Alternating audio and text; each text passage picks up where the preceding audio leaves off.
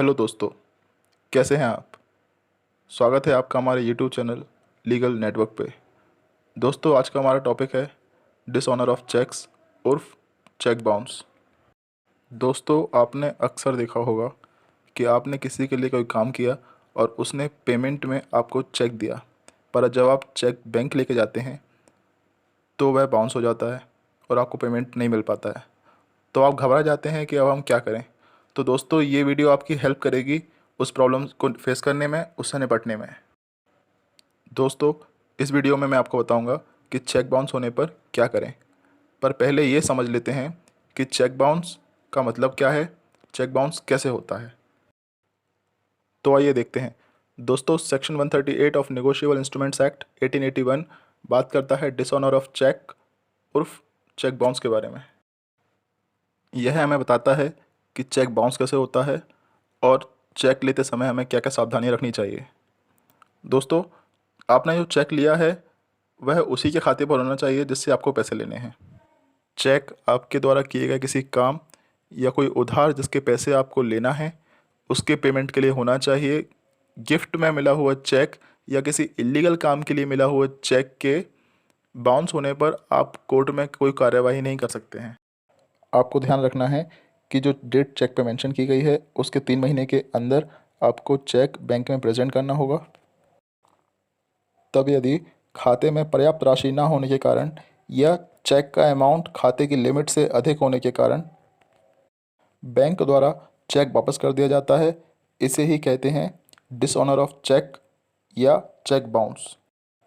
अब इस कंडीशन में बैंक ड्रॉअर अर्थात खाताधारी को चेक रिटर्न होने के 15 दिन के अंदर एक लीगल नोटिस भेजेगा जिसमें चेक रिटर्न होने के बारे में उसे इन्फॉर्म किया जाएगा। अब यदि ड्रॉअर अर्थात खाताधारक बैंक द्वारा लीगल नोटिस मिलने के 15 दिन के भीतर आपको अर्थात चेक धारक को पेमेंट करने में असफल होता है या पेमेंट नहीं करता है तो आप उसके खिलाफ कोई भी कानूनी कार्रवाई कर सकते हैं। अब बात आती है कि चेक बाउंस तो हो गया है, अब कंप्लेंट कहाँ करें और कितने दिन के भीतर करें। तो section 142 of negotiable instruments act 1881 हमें बताता है कि कंप्लेंट कब तक करनी चाहिए, कितने दिन के भीतर करनी चाहिए और कहाँ करनी चाहिए। तो आइए देखते हैं। कोई भी कोर्ट बिना आपके कंप्लेंट फाइल किए हुए कोई भी कानूनी कार्रवाई नहीं करेगी। आपको ध्यान रखना है कि आपको चेक बाउंस होने के 30 दिन के अंदर कंप्लेंट फाइल करनी है। यह कंप्लेंट आप judicial magistrate of first class को ही फाइल करेंगे।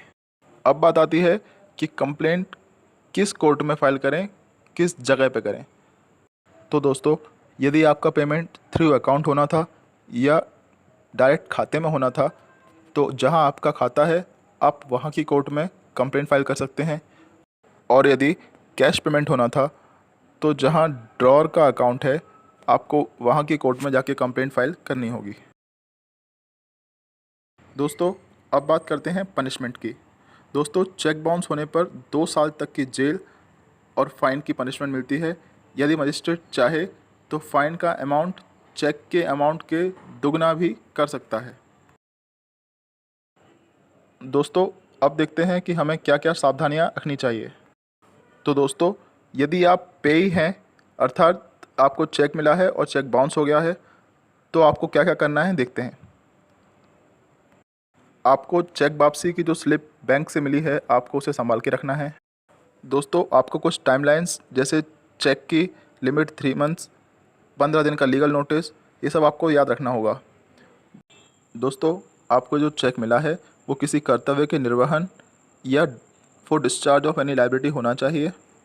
ऐसी स्थिति में चेक बाउंस होने पर आप खाता धारक के खिलाफ चीटिंग का केस अर्थात 420 का केस भी दर्ज कर सकते हैं।